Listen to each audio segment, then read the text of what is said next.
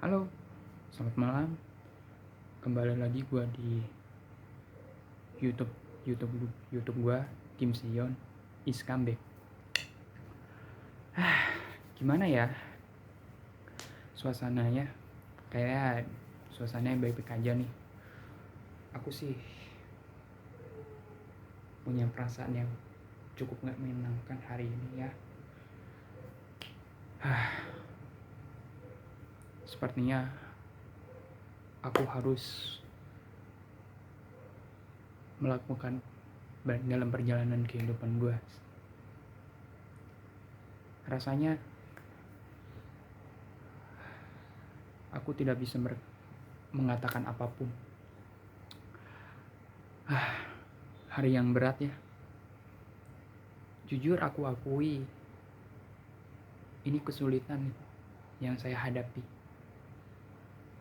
Ya, untuk pemula-pemula yang suka merantau, mau itu di luar kota maupun mau ke negara manapun, kalian harus namanya utamakan biaya hidupnya. Contoh misalnya gini, kalian merantau ke dari Jakarta sampai ke kota, ya istilahnya kayak kota terpencil lah, kayak kota pedesaan, kota ini. Kalian harus sesuaikan diri dulu. Ya, apa sih modal kalian mau merantau? Pertama, sesuai orang yang lebih berpengalaman pernah bilang, lu harus bawa skill dulu deh. Misalkan kalau lu mau kerja kayak di F&B restoran maupun cafe, lu ambil salah satu skill itu. Kalau lu udah bener-bener menguasai teknik, kalau misalkan F&B kitchen, lu mau jadi steward, lu ngerjain kotoran cuci piring atau segala macam, atau bersihin wastafel atau segala macam, belum siapin masakan yang udah dibuat sama koki buat staff perusahaan. Ya itu kalian harus memperdalam lagi. Tapi kembali lagi di situ, kalian harus belajar yang namanya SOP. Kenapa? SOP itu adalah peraturan yang paling penting. Mau itu kerja, nggak usah jauh-jauh ya F&B. Dari departemen, lu mau jadi affiliate, mau lu jadi kerja di pabrik, mau apapun lah, kalian pelajari itu SOP-nya. Kalau sampai kalian nggak belajar tentang SOP, yang ada ntar atasan lu, ya lu wajar lah, namanya lu ngadepin atasan. Misalkan atasan lu suka ngomel gini-gini, lu tahan aja, tahan bro atau sis, lu tahan emosi lu, tahan ini. Lu nggak usah ibarat kata di dalam hati lu, ini atasannya ngomel mulu tiap hari. Kenapa? Atasan itu sebenarnya ya punya wewenang, punya merasa berkuasa di bidangnya. Misalkan atasan lu yang suka ngomong macem-macem, mau itu dikatain, mau itu apa, lu nggak usah diladenin. Aku saja ya pernah ngadepin atasan yang super toksik, parah banget. Dan akhirnya apa? Setelah gue sering berdekatan dengan dia, apa yang akan terjadi? Dulu mantan atasan gue pernah di posisi pada saat lulus sekolah, pernah itu dimaki-maki, pernah itu diomelin, pernah itu ya itu sebuah tamparan keras, men. Jangankan kalian yang masih posisi, maaf, kalau masih karyawan magang ya masih dimaklumin lah. Belum lagi di posisi kayak karyawan pemula apa segala macam. Bisa-bisa kalau misalkan ya, kalau HRD menilai lo lo merasa pekerjaan lo kurang puas atau apa, HRD pasti akan nilai, terutama dari ini. Kalau cowok kan dari kerapian rambut, janggut, kumisan, sama giginya, itu yang diutamain bro. Tapi kalau masalah cewek lu, misalkan kalau ceweknya yang nggak pakai hijab kan minimal di cap rambutnya, di kepang belakang yang rambutnya masa panjang, dikepang pakai karet atau apa, terus disisir rapi kan biar enak gitu kan. Setiap punya pekerjaan itu ada resikonya, ada ya, ibarat kata kita nyari duit sama-sama berjuang. Walaupun maaf ya, pernah tuh aku sempet sebelum kalian tahu kasus yang terkait ada perusahaan yang menahan ijazah atau apa, aku sempet shock loh. Bukan shock lagi, itu udah sering terjadi gitu. Nggak usah nunggu dikasih aba-aba sama mau itu pihak Kemenaker atau pihak manapun, udah nggak usah macem-macem. Itu yang punya perusahaan ya. Kalau yang staff yang suka menahan ijazah, entah itu ya buat jaminan, buat bayar denda atau biaya penalti buat segala macem, kan itu udah nggak boleh, udah nggak zaman sekarang. Nah, itu yang gua yang gua bicarakan, itu yang kasus itu. Lalu kalau soal penampilan yang gua tadi katakan sebelumnya, yang grooming, itu inisiatif aja, inisiatif diri sendiri gitu loh. Kalian juga akan merasakan hal yang sama. Lalu yang kedua, ini yang paling parah. Gue tahu kenapa di negara kayak di Indonesia kayak gini, lu ngerasa kayak ada perusahaan yang pakai patokan umur dengan alasan usia produktif. Waduh men, sekarang udah nggak zaman sekarang perusahaan pakai patokan usia produktif minimal 18 tahun dengan syarat lu working. Oh my god, udah nggak zaman sekarang mah. Gue aja ya yang baru usia 18 tahun, gue pernah ngelamar beberapa perusahaan, gue udah belajar bertekun keras segala macem. Akhirnya apa, HRD nggak akan milih gue, ada yang kebuang, ada yang ketendang. Paling yang nerima ya jangankan jangankan jangankan 100 orang. Misalkan nih perusahaan menghardikan, menginterview lo 100 orang, paling yang kepilih cuman berapa? Cuman 1 orang doang atau beberapa, ujung-ujungnya dapat. Pernah nih ada kasus, ini sebenarnya gimana ya, ada yang merasa nggak tahu istilah posisi pekerjaan kayak full time atau part time. Sebenarnya ya aku sih nggak memaksakan aja, cuman ya balik lagi ke situ. Aku kan orangnya kan nggak suka terlalu banyak bergaul sama banyak orang.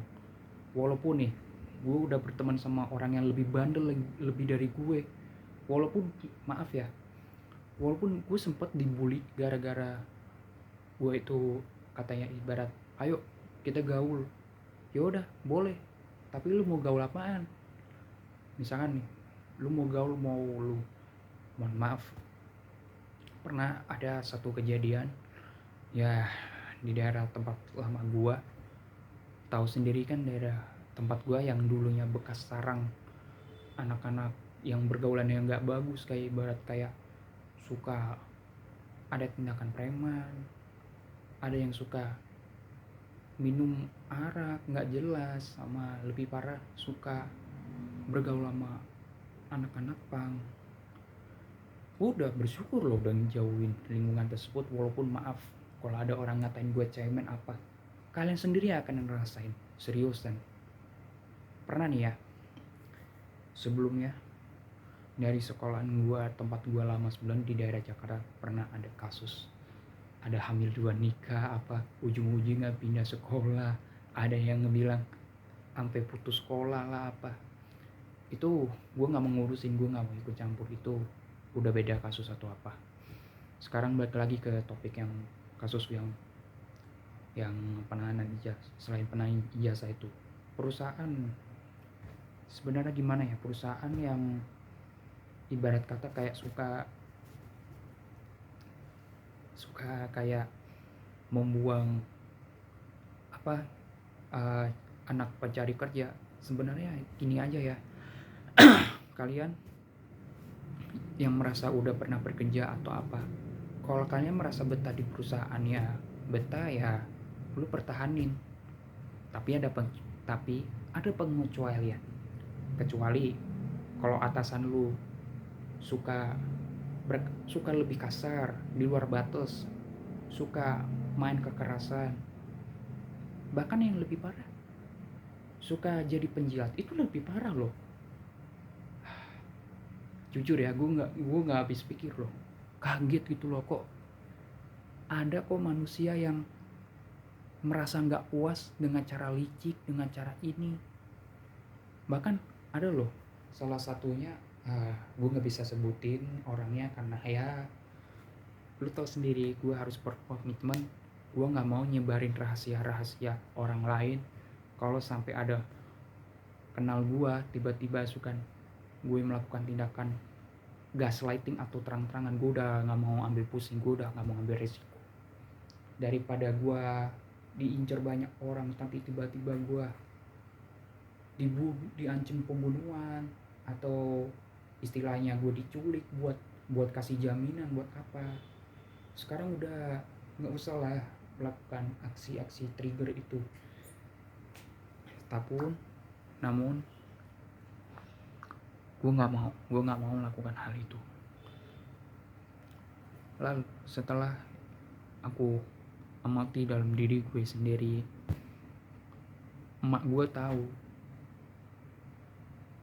sebenarnya ya, ini gue nggak bisa mengatakan apa. Dari kecil dokter sempat bilang gue tuh sebenarnya, gue terakhir sempat berobat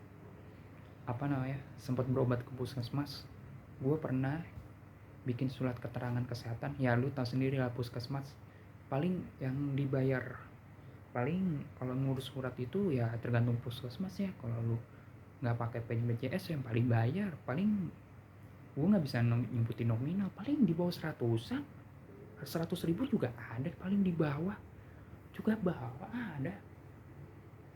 Gue cuman bilang, kata dokternya, mungkin gue pernah sering berobat ke dokter, ya gue nggak bisa, mohon maaf ya, yang kuliahnya di psikologi atau yang punya temen lu yang kayak psikiater atau psikolog, lu pasti tahu nggak istilah kayak mental kompromitis.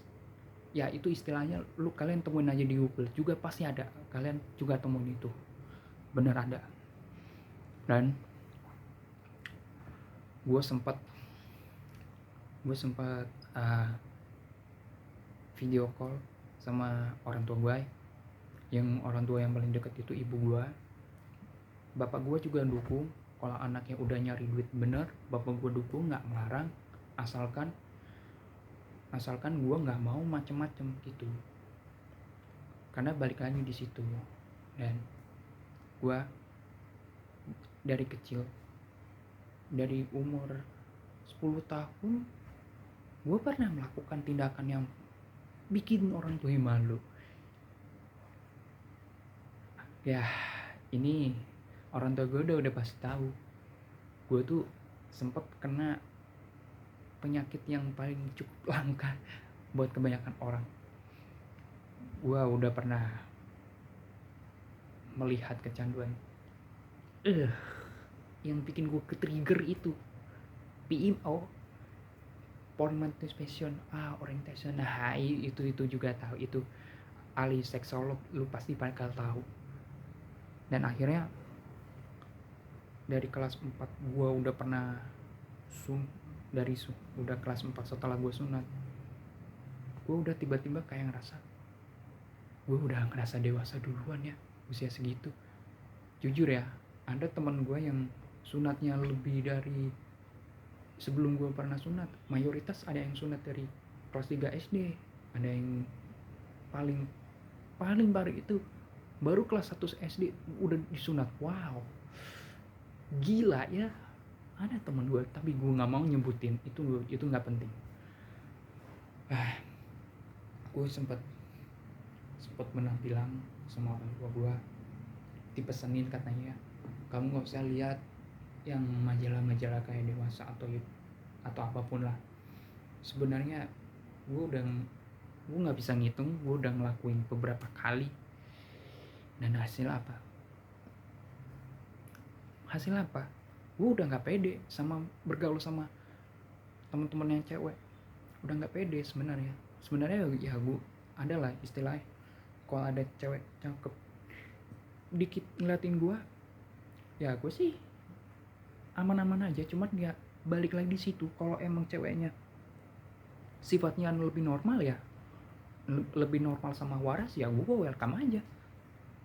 Cuman kalau cewek yang, mohon maaf, kalau ceweknya yang sifatnya nggak normal, punya kelainan mental atau apa, gue bakal jauhin. Tapi daripada gue jauhin, gue bakal deketin perlahan. Apa masalahnya, apa gimana, ya udah, lu selesain masalahnya. Tapi kalau bermasalah yang lebih dari gue ini, lu harusnya lu harus menyembuhkan dari diri lu sendiri. Bahkan nih ya, ada salah satu temen gue yang cowok merasa iri, ih ganteng banget itu orang. Ada temen gue kayak ngerasa gitu. Gue sempat, daripada gue nyindir, gue bilangin kayak gini, bro, lu kalau lu mau ganteng kayak gue, lu bersihan dikit dong, nggak usah ngingetin gue gitu loh. Ya emang gue ini emang berjanggut ini ya karena dari efek pandemi, ya model gue kayak gini, mau gimana juga. Ya emang kayak gini sekarang.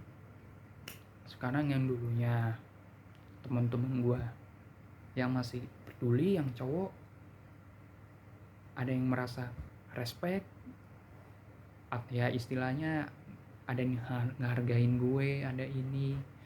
Gue udah bener-bener berterima kasih sama temen gue, mau itu temen online gue, mau itu temen deket bekas sekolah gue, hanya beberapa. Tapi ada yang lebih parah loh, mereka nggak inget gue, mereka pasti pada lupa, karena ya mereka punya urusan tersendiri gitu loh. Kalau sampai ada temen, mohon maaf, kalau ada temen yang masih sifatnya kayak kekanak-kanakan atau sifatnya terlalu manja atau apa, gue nggak mau deketin. Gue sengaja jauhin perlahan supaya mereka akan merasakan yang lebih susah dari gue gitu. Dan yang bersyukurnya dari diri gue ini adalah gue harus bersyukur sama diri gue sendiri gitu loh. Gue dalam hati jujur ya, ketika gue dalam ngerasain marah sendiri, nangis sendiri, murung sendiri, coba deh gue perlahan seneng dulu, gue happyin dikit. Gue harus kayak inget, ketika lu punya psikis lu yang lebih stabil, lu sering-sering keluar deh. Lu mau nyari duit kayak mau apa, silahkan. Namun gue dengan sendirinya, gue harus belajar mandiri. Daripada gue nyuruh, gue harus inisiatif atau apa. Pasti ada beberapa saudara gue bilang, ini anak ini agak spesial nih. Gue nggak mau bilang gitu. Gue bukan anak spesial, gue pengen jadi anak orang normal gitu.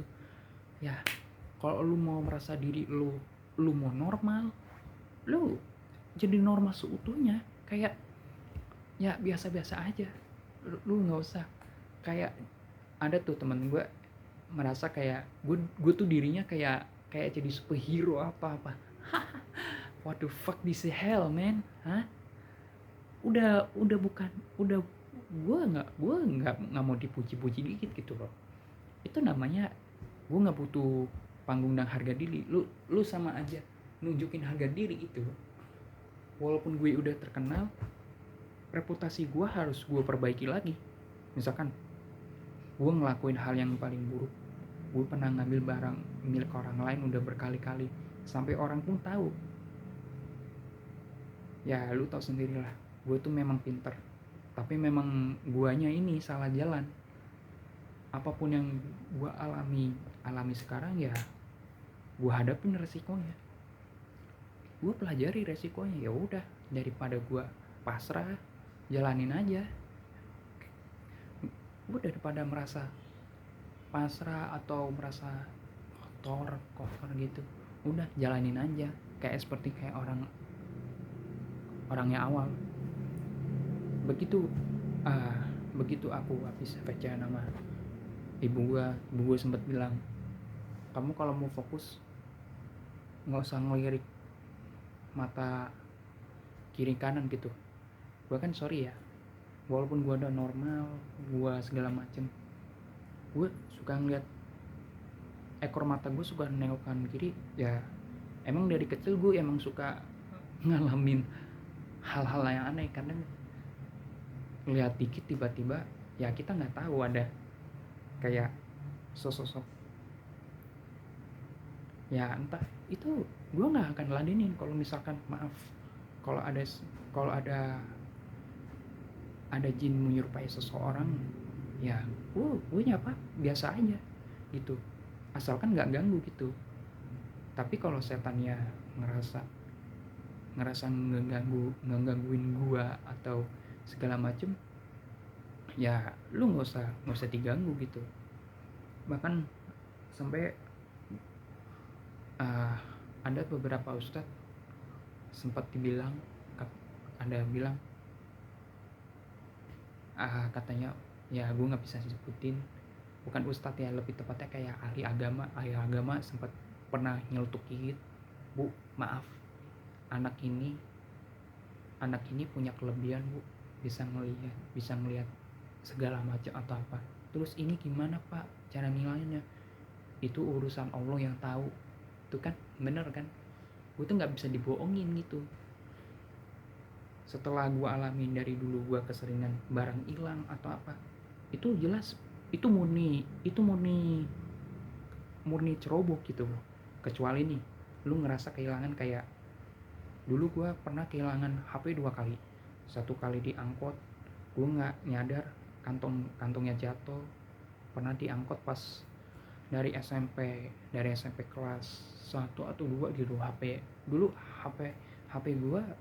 gue baru megang HP itu dari tahun 2011 men, Asia QWERTY tahun 2011. Lu cari aja di Google Asia QWERTY. Zaman sekarang udah nggak ada lagi produk kayak itu. Kayak lu tahu sendiri, itu HP jadul, itu HP yang paling epic gitu, HP yang paling gabut gitu. HP Asia QWERTY. Habis itu Samsung Galaxy yang tekanan yang kecil. Sempet dulu favorit gue sebelum HP gue favorit gue sebelum kayak HP gue Samsung sekarang, dulu HP gue Nokia jadul yang HP-nya tahan banting. Itu yang setelah gue alami, gue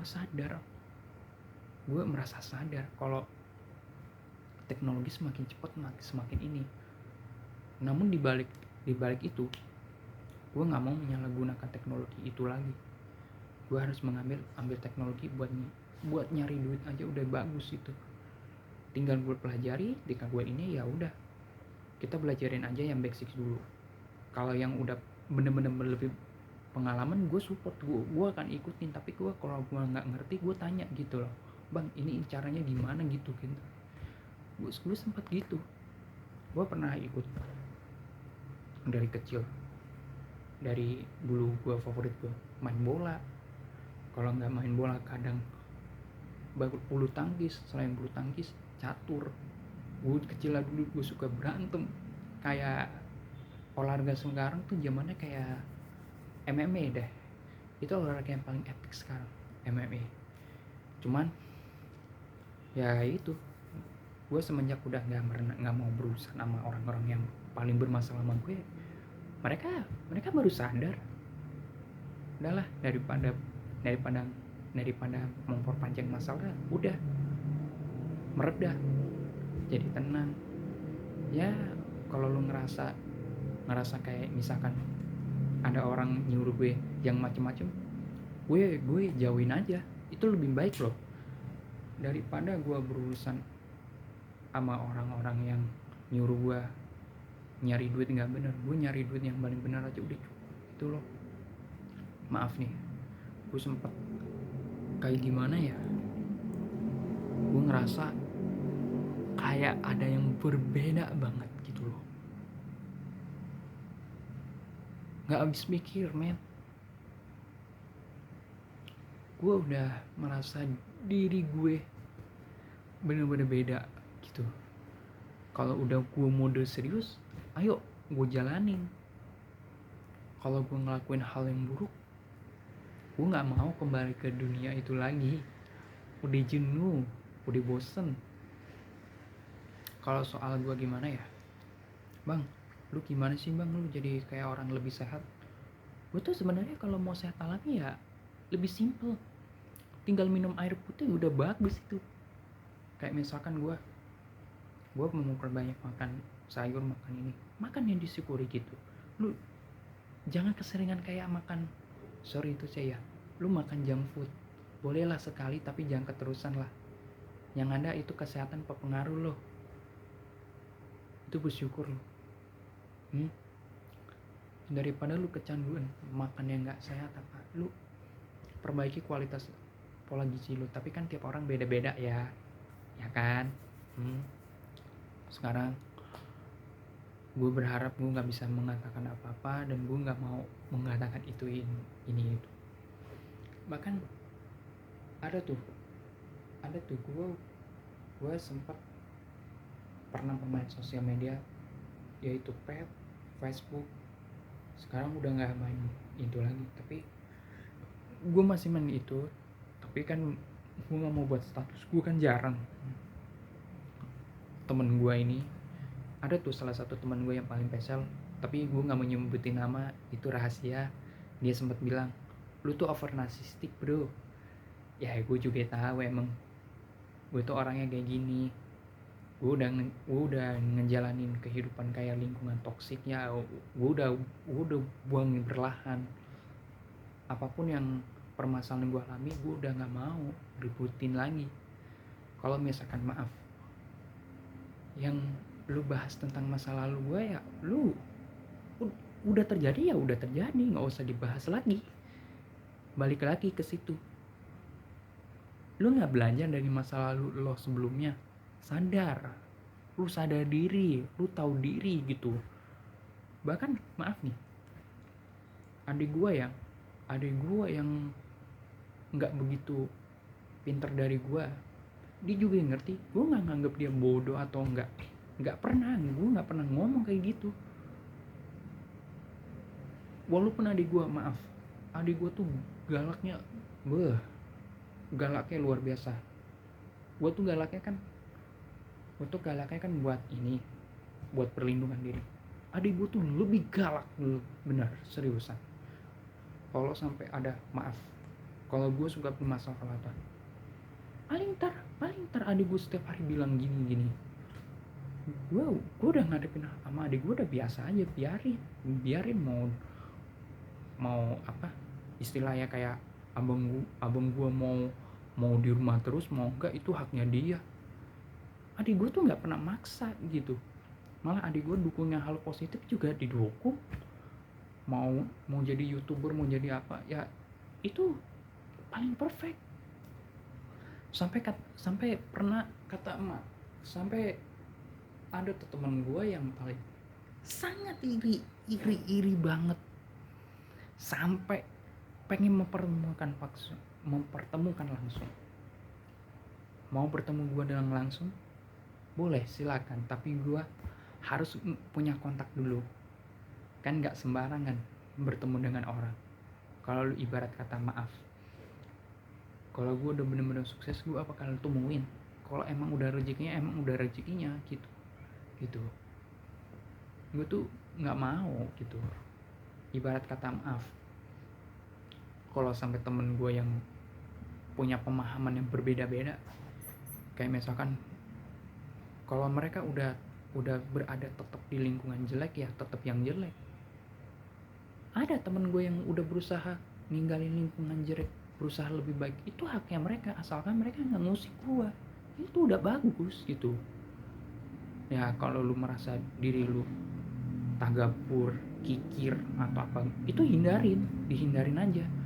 Atau ngerasa ngestak atau apa, tapi mereka juga sadar. Kalau mereka nggak sadar ya ya wassalam, gue nggak mau ngurusin. Karena lu yang ngelakuin. Dah, sampai sini dulu pembahasan gue, tapi gue nggak mau pembahasan ini daily routine life. Semoga apa yang kalian lakukan benar-benar berhasil ya. Oke, gue Kim Sion, terima kasih dan selamat malam. See you, goodbye.